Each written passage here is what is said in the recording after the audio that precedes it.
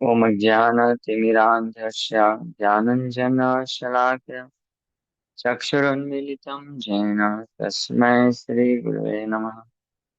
नमो विष्णुपादाय कृष्णप्रेष्ठाय भूतले श्रीमते भक्तिवेदान्त स्वामिनिति नामिने। नमस्ते सारस्वती देवे गौरवाणी प्रचारिणे निर्विशेष शून्यवादी पाश्चात्य देशतारिणे नित्यानंद नमस्तुभ्यं प्रेमानंद प्रदायिने कलौकल्मषनाशाय जानवापतये नमः। नमो महावदन्याय कृष्ण प्रेम प्रदायते कृष्णाय कृष्ण चैतन्य नामने गौरतुसे नमः। जय श्री कृष्ण चैतन्य प्रभु नित्यानंद श्री अद्वैत गदाधर शिवासादि गौर भक्त वृंद। हरे कृष्णा कृष्णा कृष्णा हरे हरे हरे राम राम राम हरे हरे। एक नंबर है। हाँ ठीक है। हरे कृष्णा। तो आप सभी भक्तों का हार्दिक स्वागत है आज के गौर कथा में। तो चैतन्य चरितमृत आदि लीला चैप्टर 12 तो हम लोग चर्चा कर रहे हैं।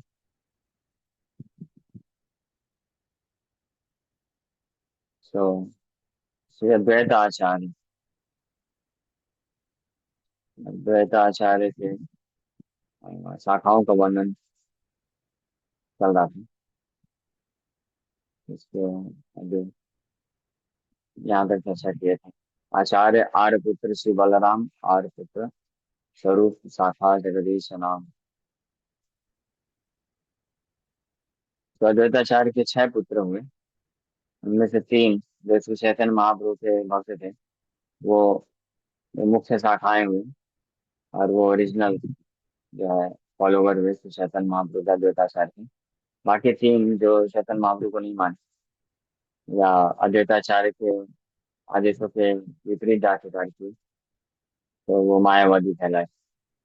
उसके बाद फिर चौथी शाखा कमलाकांत विश्वास नाम आचार्य किंकर आचार्य व्यवहार सब ताहार गोचर।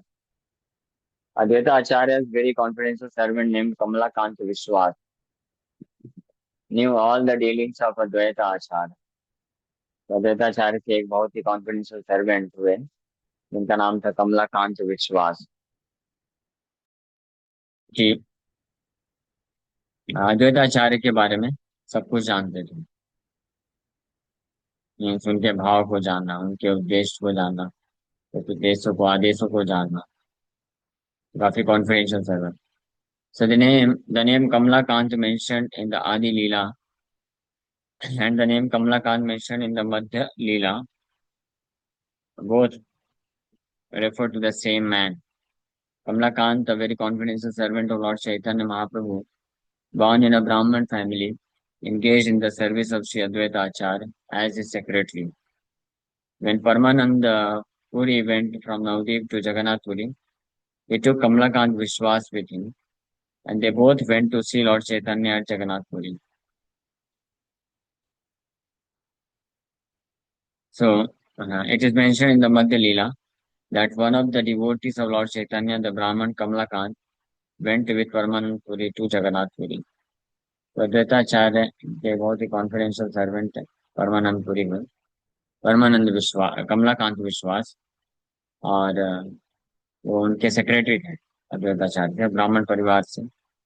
और और वो परमानंद पुरी के साथ नवदीप से जगन्नाथपुरी जाते हैं इसी चैतन्य महाप्रभु की सेवा की। ये चैतन्य चैतन्य मध्य लीला में भी इसका वर्णन प्राप्त होता है। नीलाचल हूँ एक पत्रिका लिखिया प्रताप रुद्रेर पास दिला पठाइया। When Kamalakant Vishwas was in Jagannath Puri, he sent a note through someone to Maharaj Pratap Putra. जब जगन्नाथपुरी में कमलाकांत विश्वास रह रहे थे तो महाराज प्रताप रुद्र के लिए एक जो है लिखिए पत्रिका, लेटर लेटर भेजे। और इस लेटर में क्या था? सही पत्रीर कथ आचार नहीं जाने, को न पाके सही पत्री आइला प्रभु स्थाने। तो उस पत्रिका में क्या लिखा था, इसके बारे में अद्वैताचार्य को नहीं पता था। और वो जो पत्रिका है फाइनली श्री चैतन्य महाप्रभु के पास आ गई। No one knew of that note but some or other it reach the hands of Shri Chaitanya Mahaprabhu. से पत्री ते लेख आछे, यही त लिखन ईश्वरत्वे आचार्य रे करी आछे स्थापन। That note established Advaitacharya as an incarnation of the supreme personality of God. तो कमलाकांत विश्वास जो पत्रिका भेजे थे लिख करके प्रताप रुद्र के पास भेजे थे वो। लेकिन सम और अदर किसी कारण से चैतन्य महाप्रभु के पास वो लेटर आ गया।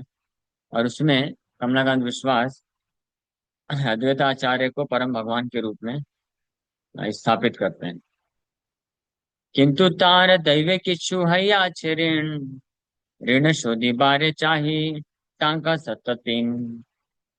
But it also mentioned that Advaita Acharya had recently incurred a debt of about 300 rupees that Kamalakant Vishwas wanted to liquidate.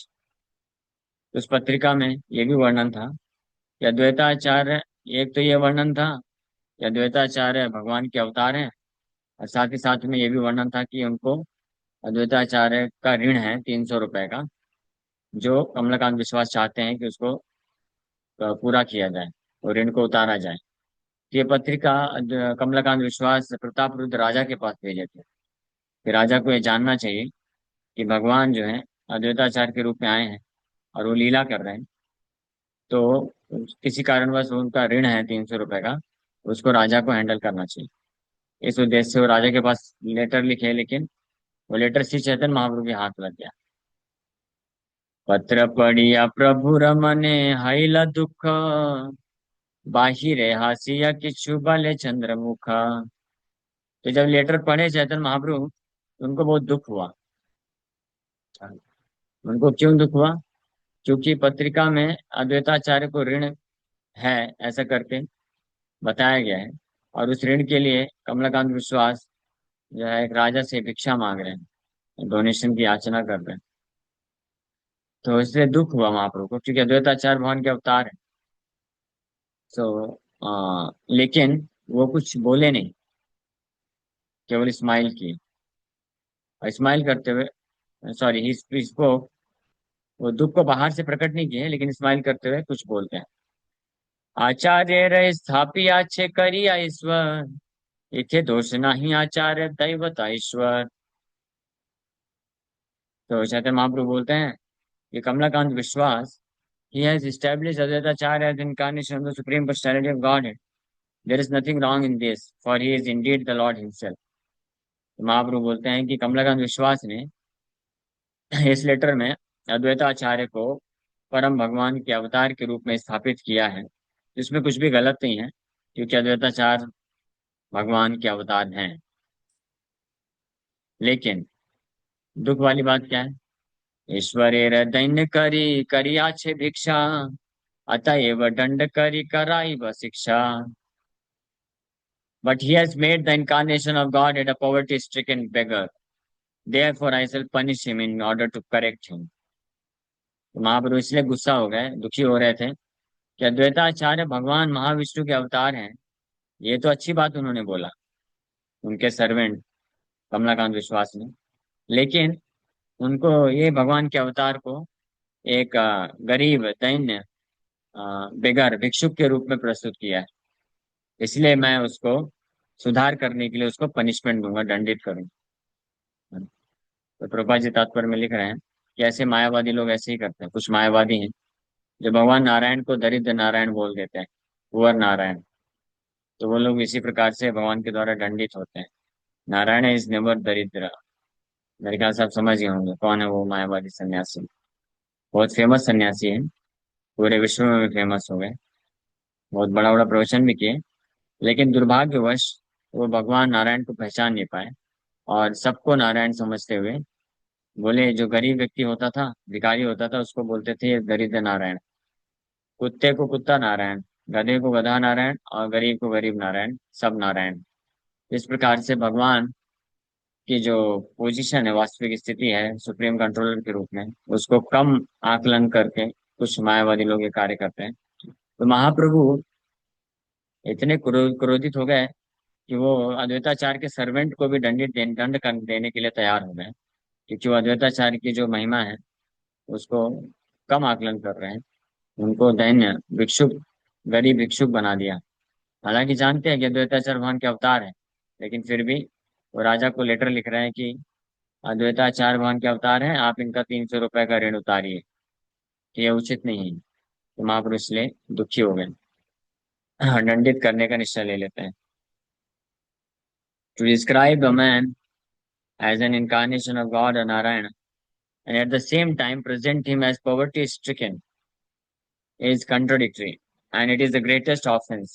ये सबसे बड़ा अपराध है कि किसी व्यक्ति को भगवान का अवतार बताना और फिर उस व्यक्ति की पोजीशन के हिसाब से भगवान नारायण को गरीब बोल देना। तो ये दोनों कंट्राडिक्टरी है। नारायण वो तो लक्ष्मीपति है, तो गरीब कैसे हो सकते, दरिद्र कैसे हो सकते?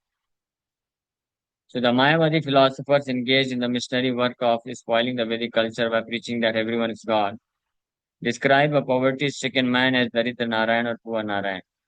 Lord Chaitanya Mahaprabhu never accepted such foolish and unauthorized ideas. He strictly warned, Mayavadi bhashya sunile hai sarvanas. Anyone who follows the principles of Mayavad philosophy is certainly doomed. Such a fool needs to be reformed by punishment. महाप्रभु इसलिए पूरी तरीके से हमको सावधान किए कि कभी भी ऐसे मायावादी भाष्य, मायावादियों का जो मिथ्या धारणा है, फिलॉसफी है, उसको कभी श्रवण नहीं करना चाहिए। मायावादियों का सिद्धांत कोई भी सुनेगा तो उसका सर्वनाश हो जाएगा, क्योंकि मायावादी निष्ठेय अपराधी, निष्ठे के अपराधी होते हैं, और वो भगवान की जो वास्तविक महिमा होती है उसको कम करके आकलन करते हैं। So although it is contradictory to say that the Supreme Personality of Godhead or His incarnation is poverty-stricken, we find in the revealed scriptures that when the Lord incarnated as Vaman, he begged some land from Maharaj Bali. Everyone knows, however, that Vamandev was not at all poverty-stricken. His begging from Maharaj Bali was a device to favor him. When Maharaj Bali actually gave the land, Vamandev exhibited his all-powerful position by covering the three worlds with three steps. One should not accept the so-called Darit Narayanas as incarnations, because they are completely unable to show the opulence of the genuine incarnations of God. इसलिए भगवान को कभी दरिद्र मान करके नहीं स्वीकार करना चाहिए, और कभी भी ये जो सो कॉल्ड तथाकथित दरिद्र नारायण जो सड़क में घूमते रहते हैं, उनको भगवान के अवतार के रूप में नहीं स्वीकार करना चाहिए। क्योंकि भगवान अगर कभी कभी ऐसी लीला करते भी हैं जिसमें भगवान किसी से भिक्षा मांग रहे हैं, तो उसमें भी वो दरिद्र नहीं रहते हैं। वो बस भगवान का एक तरीका रहता है धर्म की स्थापना करने के लिए और असुरों का विनाश करने के लिए। अधर्म का विनाश, धर्म की स्थापना करने के कुछ तरीके होते हैं भगवान के, लेकिन वो दरिद्र नहीं होते हैं। और वामन देव के केस में हालांकि वो भिक्षा स्वीकार किए, बलि महाराज से भिक्षा लिए 3 पग भूमि, लेकिन 3 पग के माध्यम से वो पूरे ब्रह्मांड को कवर कर लिए। ये है भगवान। इसलिए महाप्रभु यहाँ पे दुखी हो रहे हैं जब कमलाकांत विश्वास का लेटर पढ़े कि अद्वैताचार्य को भगवान तो घोषित कर रहे हैं वो, लेकिन साथ ही साथ में अद्वैताचार्य को गरीब भिक्षुक के रूप में प्रस्तुत कर रहे हैं, जो कि उचित नहीं है। इसी प्रकार से ऐसे मायावादी लोग जो भगवान को दैन्य, लाचार या भिक्षुक के रूप में प्रस्तुत करते हैं, वो उनकी एक जो है गलत धारणा है। इसलिए ये फिलॉसफी कि दरिद्र नारायण, ये बिल्कुल गलत है।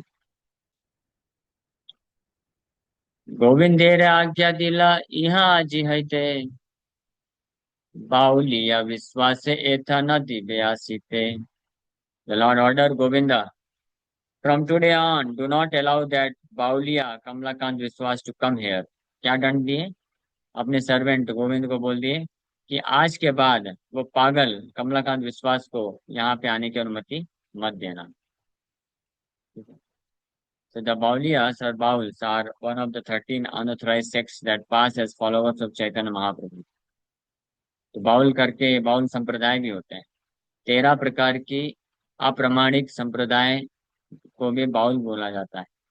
उनके नाम ये बताए गए हैं: स्मारतास, जात गोसाई, अतिवाड़ी, चूड़ाधारी, गौरांग नागरी, आउल संप्रदाय, बाउल संप्रदाय। ये सारे संप्रदाय अलग अलग। So, and the Lord ordered Govinda, his personal assistant, not to allow Kamalakant Viswas to come into his presence because he had become a Bauliya. Thus, although the Baul Sampradaya, Aul Sampradaya, and Sahajiya Sampradayas, as well as the Smartas, Jat Gosais, Atiwadis, Chudadharis, and Gaurang Nagaris, claim to belong to the disciplic succession of Chaitanya Mahaprabhu, the Lord actually rejected them. जैसे कमलाकांत विश्वास भी चैतन्य महाप्रभु के भक्त अपने आप को बोले, लेकिन जब इस प्रकार से वो भगवान की अद्वैताचार्य की महिमा को भगवान के रूप में जानते हुए भी उनको लाचार भिक्षुक के रूप में प्रस्तुत किए, तो चैतन्य महाप्रभु बहुत क्रोधित हो गए और बोले अपने सर्वेंट को कि आप अब ये जो कमलाकांत विश्वास को यहाँ पे आने का परमिशन मत देना। तो इसी प्रकार से महाप्रभु महाप्रभु जैसे बोले कमलाकांत विश्वास को, ये बाउलिया बाउल बात से मत अलाउ करना। तो इसी प्रकार से बाउल संप्रदाय बन चुके हैं जो अपने आप को चैतन्य महाप्रभु के फॉलोवर मानते हैं, लेकिन वास्तव में वो मायावादी होते हैं, ये सैजिया होते हैं। तो ऐसे अपसंप्रदाय को, इन लोगों को अपसंप्रदाय बोला जाता है, अप्रमाणित संप्रदाय। इनको भगवान चैतन्य महाप्रभु रिजेक्ट करते हैं। दंड सुनी विश्वास हैल परम दुखित, सुनिया प्रभुर दंड आचार्य Harshita. When Kamalakant Viswas heard about this punishment by Sri Chaitanya Mahaprabhu, he was very unhappy. But when Advaita Prabhu heard about it, he was greatly pleased.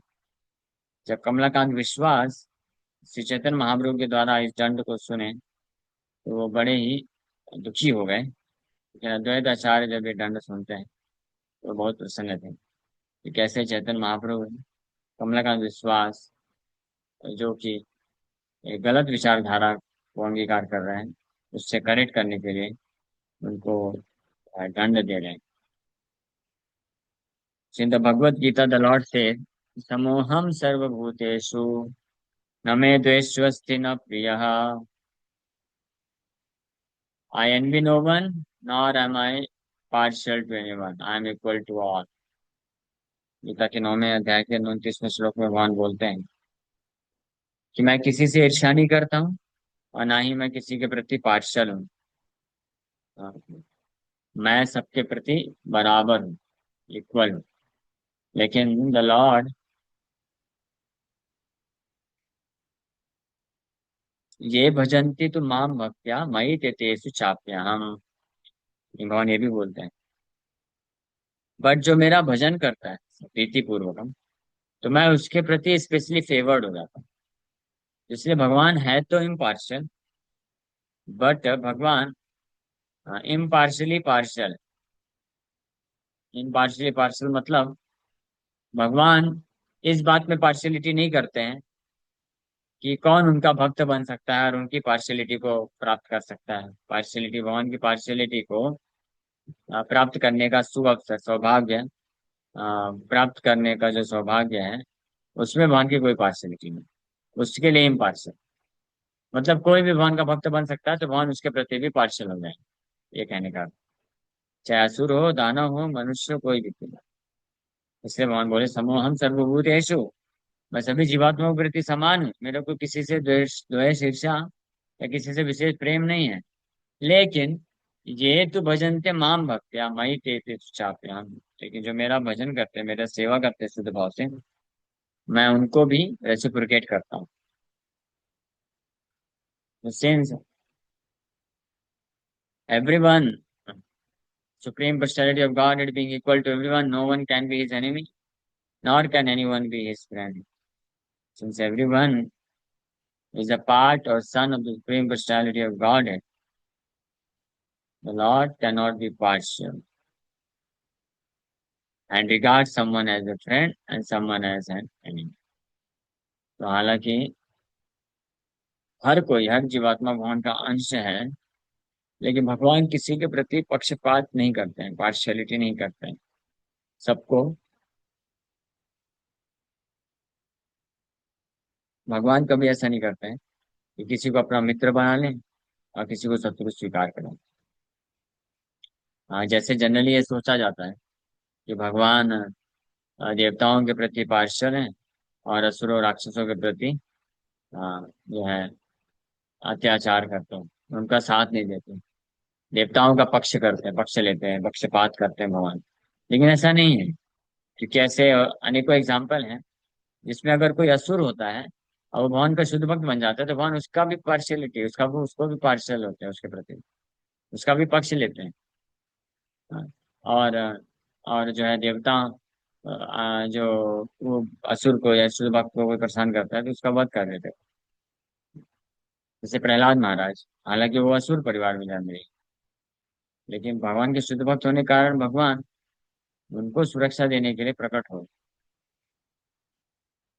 इसलिए भगवान किसी को अपना मित्र या शत्रु के रूप में स्वीकार नहीं करते। Thus when Lord Chaitanya Mahaprabhu punished Kamalakanta Biswas by no longer allowing him to come into his presence, although the punishment was actually very hard on him.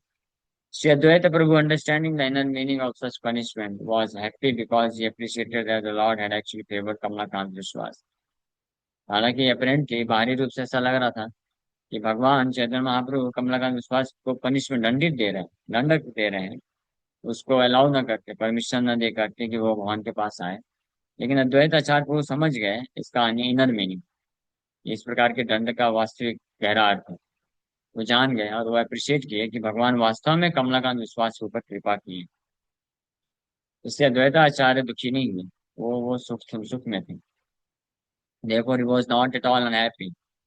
Devotees should always be happy with all the dealings of their master, the supreme personality of God है। यहाँ पे एक महत्वपूर्ण शिक्षा मिलती है।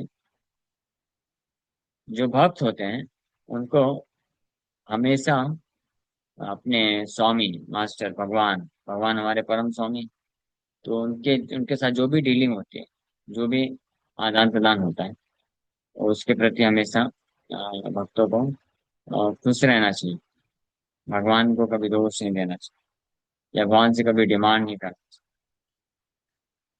A devotee may be put into difficulty or opulence, but he should accept both as gifts of the Supreme Personality of Godhead and jubilantly engage in the service of the Lord in all circumstances.